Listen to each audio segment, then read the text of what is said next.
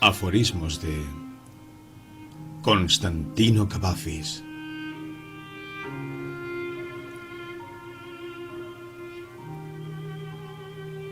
Y cuanto de mi amor puedas, memoria, cuanto puedas, tráemelo de nuevo esta noche.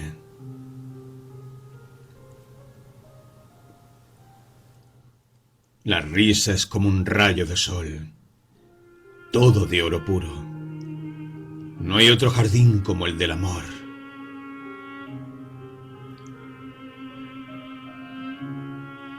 Dicha y perfume de mi vida en que evité todo goce de amores rutinarios.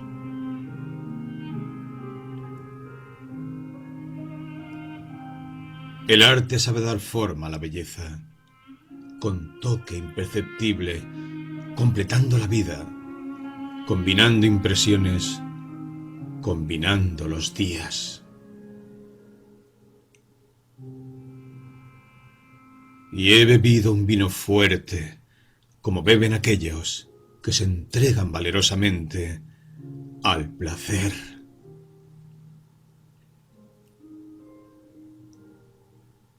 Pide que el camino sea largo, que sean muchas las mañanas de verano en que llegues, con qué placer y alegría, a puertos antes nunca vistos.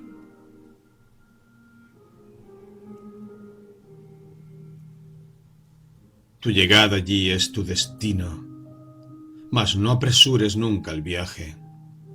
Mejor que dure muchos años y atracar, viejo ya, en la isla, enriquecido de cuanto ganaste en el camino.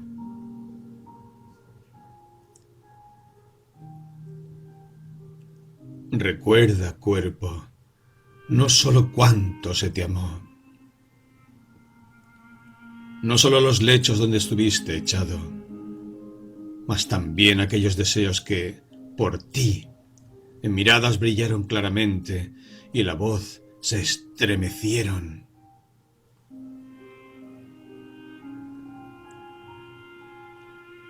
Cuando la memoria del cuerpo despierta, su viejo deseo vuelve a rodar en la sangre. Cuando los labios y la piel recuerdan, mis manos sienten como si tocaran de nuevo.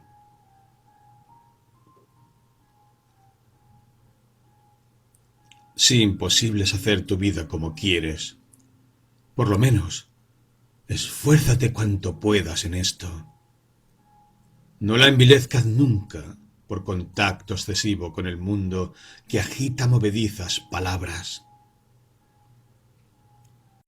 Sin consideración, sin piedad, sin recato, grandes y altas murallas en torno mío construyeron. Y ahora estoy aquí y me desespero. Otra cosa no pienso.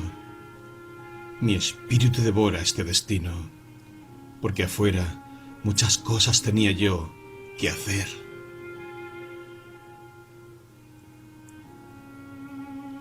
Contemplé tanto la belleza que mi vista le pertenece.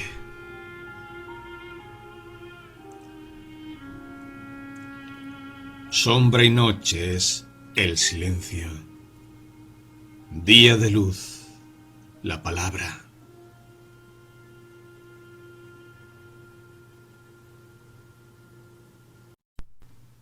Constantino Cavafis nació el 29 de abril de 1863 en Alejandría, Egipto.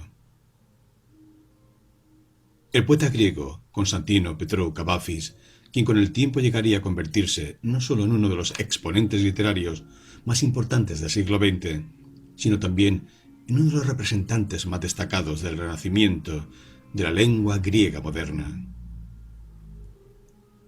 Fue el último de 9 hijos de una pareja de prósperos comerciantes fanariotas de Constantinopla. Su padre, Pedro Cavafis, se había casado a mediados de siglo con una muchacha de 14 años, Cariclia Potiadis, hija de un rico mercader en diamantes que decía descender de un obispo de Cesarea y de un príncipe de Samos. Después de su matrimonio se estableció en Liverpool, donde tenía una casa de exportación de telas e importación de algodón. En 1854 se mudaron a Alejandría para establecer una sucursal de su negocio. Pedro Cavafis murió en 1870, cuando Constantinos tenía 7 años, dejando una escasa fortuna, luego de haber sido uno de los más ricos comerciantes de la ciudad. 3 años después, Cariclia decidió regresar a Liverpool en un intento por rehacer la fortuna de su marido, pero la inexperiencia de sus hijos los llevó a la ruina definitiva, teniendo que volver a Alejandría en 1879. Los 7 años que Cavafis pasó en Inglaterra, entre los 9 y los 16, fueron definitivos para su formación. Aprendió inglés, conoció las costumbres victorianas, escribió sus primeros poemas y se familiarizó con los escritos de Shakespeare, Browning y Wilde, de quienes hay resonancias en sus versos. Con el comienzo de los disturbios de 1885, la familia tuvo que mudarse de nuevo, esta vez a Estambul. Cuando Cavafis volvió a Alejandría, lo haría para quedarse el resto de su vida. En su juventud tuvo un carnet de periodista y trabajó para un diario local. Durante 5 años fue corredor de bolsa y escribió, a finales de los 80, algunos artículos en inglés contra el imperialismo británico, como el que reclama la devolución de los mármoles Elkin.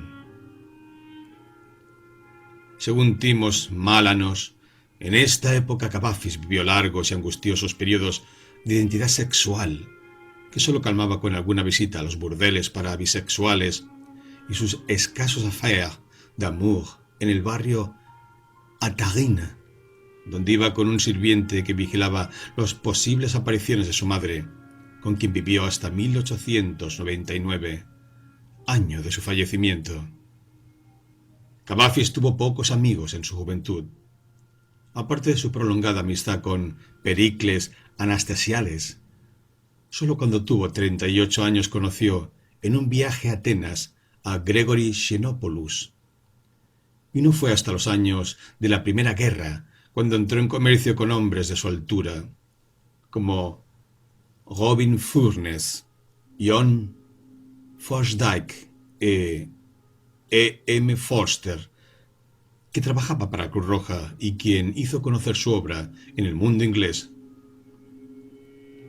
Sus primeros sueldos regulares comenzó a ganarlos pasados los 30, luego de trabajar gratis por 3 años a la espera de una vacante en el Ministerio de Riegos, donde copiaba informes, llevaba cuentas bancarias, manejaba la correspondencia extranjera y traducía documentos, trabajo que conservó por 30 años, hasta 1922, cuando se retiró, y que siendo tedioso le permitió tener las tardes y las noches libres. Cavafis hizo una clara distinción entre su imagen pública y su vida personal, que se convirtió en una causa célebre, tan pronto como su poesía se hizo popular. Fue sobre todo un poeta, y desea ser recordado solo como un poeta, sin modificadores. Vivió una vida pública más bien mediocre, que no es motivo de escándalo para la comunidad de Alejandría o el establecimiento de Atenas. En 1926, durante la dictadura Pangalos, el Estado griego lo condecora por su contribución a las letras griegas mediante la concesión de la Medalla de Plata de la Orden del Fénix. En 1932, Cavafis, que era un fumador de larga vida, notó por primera vez una irritación en la garganta, y en junio del mismo año, sus médicos en Alejandría diagnosticaron el cáncer de laringe. Viajó a Atenas para el tratamiento avanzado, lo que resultó ineficaz. Fue sometido a una traqueotomía que le privó de la facultad de hablar, y recurrió a la comunicación a través de una serie de escritos. Volvió a Alejandría, donde murió pocos meses después, en el hospital griego que estaba cerca de su casa. Cuando se había mudado a un apartamento, había dicho algo proféticamente. ¿Dónde podría vivir mejor? Debajo de mí es una casa de mala reputación que atiende las necesidades de la carne. Allá está la iglesia, donde los pecados son perdonados. Y más allá está el hospital, donde nos morimos. Murió en el año 1933. Nunca se publicó una recopilación en forma de libro, y se negó por lo menos a dos de estas ofertas. Uno para una editorial griega y otra para una inglesa. Optó por publicar sus poemas en periódicos, revistas y anuarios, y luego imprimirlas en privado, en hojas sueltas, que se reunirían en las colecciones de fabricación casera para cualquier interesado. El primer volumen de los 154 poemas que forman su canon poético, que había repudiado 27 primeros poemas, se publicó póstumamente en Alejandría, editado por Rika Singopoulou. Esta misma colección se publicó por primera vez en Grecia en 1948 por Ikaros Publishing y se publicó de nuevo por la misma editorial en 1963, editado y anotado por G. P. Savidis, que adoptó por primera vez la secuencia temática defendida por Kavafis. Esperando a los bárbaros, El dios abandona a Antonio e Ítaca son algunas de las obras más reconocidas de este escritor griego que, con frecuencia, creaba poemas de perfil homoerótico y otros inspirados no en los grandes momentos históricos, sino en el después de dichos acontecimientos. Con el transcurso del tiempo, Constantino Kavafis se transformaría en una figura influyente para autores como Luis Cernuda, Jaime Gil de Viedma, José María Álvarez y Lawrence Durrell.